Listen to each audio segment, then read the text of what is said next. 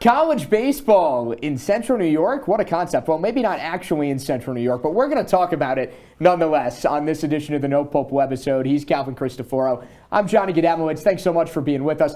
Calvin, we're a couple weeks into the college baseball season. What stood out for you so far? UMaine, national champions, Born Braves. I knew you were going to say Athlete Factory. Okay, but for me, though, it's LSU, really. Yeah. That is a team that is just an absolute wagon. The #1 overall preseason team.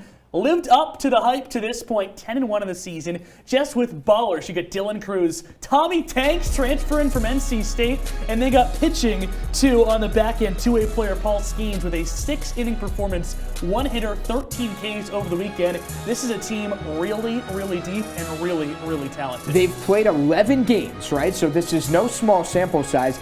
They're scoring over 12 runs a game. Is that good? This team is hitting .330 collectively. There are teams out there whose best players don't even hit .330. It's LSU, and then it's everybody else as far as I'm concerned.